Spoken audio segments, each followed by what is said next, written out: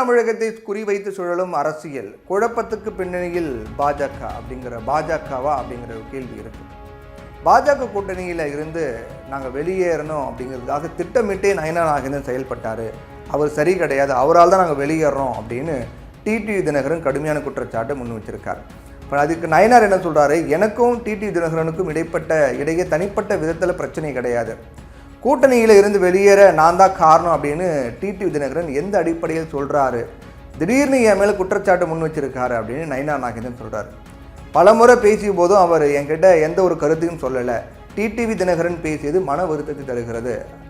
இப்போது கூட்டணி உருவாக்கியவர் அமித்ஷா தான். நான் மாநில தலைவர், தேசிய தலைமை எடுக்கக்கூடிய முடிவை எங்களால் தடுக்க முடியாது. தேசிய ஜனநாயக கூட்டணியில் சிறிய கட்சி பெரிய கட்சி அப்படிலாம் எதுவுமே கிடையாது, கூட்டணி தான் முக்கியம் அப்படின்னு நயினார் நாகேந்திரன் பதில் கொடுத்துருக்காரு. இப்போ விஷயம் என்ன அப்படின்னா, அதிமுக பாஜக கூட்டணி முறிவுக்கு முக்கியமான காரணங்களில் ஒன்று எடப்பாடி பழனிசாமிக்கும் அண்ணாமலைக்கும் இடையிலான யுத்தம் அப்படின்னு நம்ம எல்லாருக்குமே தெரியும். அதனுடைய தொடர்ச்சியாக தான் பன்னீர்செல்வம் தினகரனை பாஜக கூட்டணி நோக்கி அழைத்து வந்தார் அண்ணாமலை. இப்போ பன்னீர்செல்வம் தினகரன் இவங்களில் 2 பேருக்கும் பாஜகவில் தூதர் போல செயல்படுகிறார் அண்ணாமலை அப்படிங்கிற ஒரு எண்ணம் பழனிசாமிக்கு எப்போவுமே உண்டு. பாஜக மாநில தலைமை பதவியிலிருந்து அண்ணாமலையே மாற்றணும் அப்படின்னு அதிமுகவின் எண்ணத்துக்கு இதுவும் ஒரு காரணம்.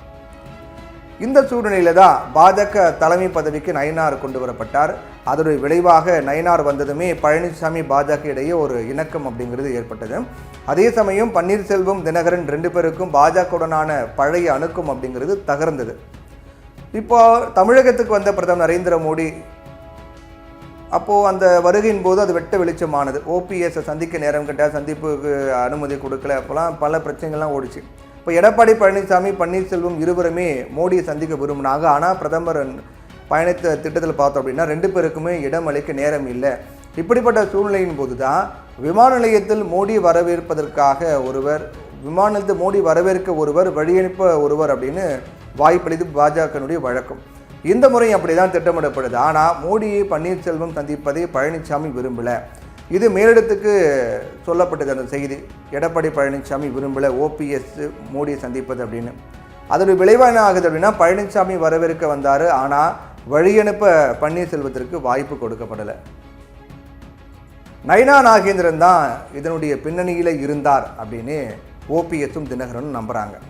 அந்த சமயத்தில் டெல்லி பாஜக கிட்ட பேசுறதுக்காக மாநில தலைமையில் இருக்கக்கூடிய நயினாரை 6 முறை அழைத்தும் குறுஞ்செய்தி அனுப்பியும் அவர்கிட்டமிருந்து எந்த எதிர்வினையும் இல்லை அப்படின்னு மொபைலை காட்டி அதிருப்தியை வெளிப்படுத்தினார் ஓபிஎஸ்.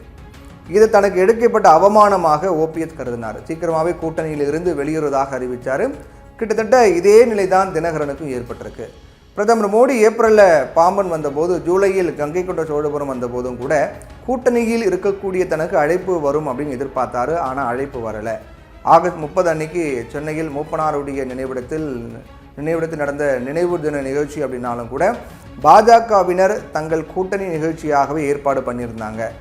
இந்த நிகழ்ச்சிக்கும் அழைக்கப்படாததால் கடும் அதிருப்திக்கு ஆளான தினகரன் அதற்கு பிறகுதான் கூட்டணி விட்டு வெளியேறாரு. ஓபிஎஸும் தினகரனும் இருவருடைய வெளியேற்றத்தையும் அண்ணாமலை விரும்பலை.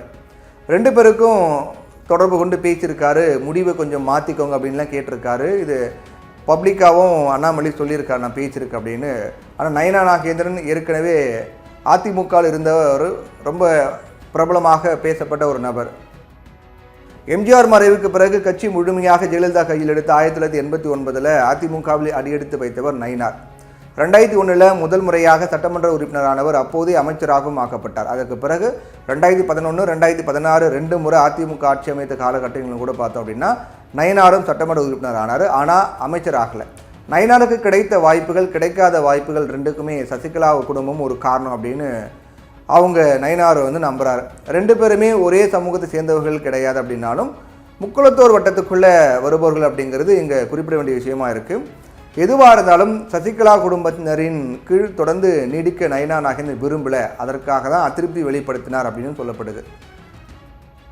2016 ஜெயலலிதா இறந்த அடுத்த ஓராண்டிலேயே பாஜக நோக்கி நகர்ந்து விட்டார் நயினார். பாஜக மாநில தலைவர் பதவியில் இப்போது நயினார் அமர்த்தப்பட்டதுடைய பின்னணியிலையும் டெல்லிக்கு 2 கணக்கு இருக்குது அப்படின்றாங்க. ஒன்று அண்ணாமலை போல இல்லாமல் பழனிசாமியுடன் இணக்கத்தை பராமரிக்கணும் ஒன்று. ரெண்டாவது, அதிமுகவில் பழனிசாமி பன்னீர்செல்வம் இடையில் விழுந்த விரிசலின் விளைவாக அந்த குறிப்பிட்ட சமூக வாக்குகள் அதை சரிவை ஈடுகட்டணும் அப்படிங்கிற ஒரு டார்கெட்டும் ஒரு கணக்கும் கொடுக்கப்பட்டிருக்கு நயனா நாகேந்திரனுக்கு. தனித்து செயல்பட்டால் எப்படியும் ஓபிஎஸ் தினகரன் அணி 4 விழுக்காடு வர ஓட்டுகளை பிரிக்கலாம் அப்படின்னும் கணக்கு சொல்லப்படுது. அப்போது என்ன பண்ணுறாங்க, கூட்டணியில் ஓபிஎஸ் தினகரன் இல்லை என்றாலும் கூட இந்த ஓட்டுகள் தன்னுடைய முகத்தை காட்டி பாஜக கூட்டணிக்குள் கொண்டு வரும் பொறுப்பு நயினாருக்கு முன் இருக்கிறதா. ஓபிஎஸ் தினகரனும் சரி, நயினாருக்கும் சரி, நயினார் அதாவது தென் தமிழகம் தான் ஆதரவு களமாக இருக்கிறது. அங்கே யார் பெரியவங்க அப்படிங்கிற பணி போரும் இந்த ஆட்டத்தினுடைய மிக முக்கியமான கணக்காக இருக்குது. டெல்லியினுடைய வியூகமும் அப்படி தான் இருக்குன்னு சொல்லப்படுது. இதற்கு பின்னணியில் தான் 2 தரப்புக்கு இடையிலான யுத்தத்தை பார்க்க வேண்டியிருக்கு அப்படிங்கிறாங்க விவரம் அறிந்த அரசியல் விமர்சகர்கள். இப்படி தென் தமிழகத்தை மையப்படுத்தியே பாஜக மற்றும் என்டிஏ ஒட்டுமொத்தமாக சொல்லணும் என்டிஏவுடைய அரசியல் சுழல்கிறது.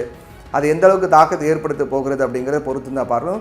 இங்கே சமூக வாக்குகளும் குறிப்பாக பார்க்கப்படுது. இந்த சமூக வாக்கு அந்த சமூக வாக்கு அப்படின்னு தென் தமிழகத்தை சேர்ந்த இப்போ நயினாரை முன்னிறுத்தும் போது ஓபிஎஸ் தினகரன் வெளியேறினாலும் கூட அவர்கள் சார்ந்த சமூகத்தின் வாக்கு இவர்களை பார்த்து வருமா அப்படின்னு சொல்லப்படுது.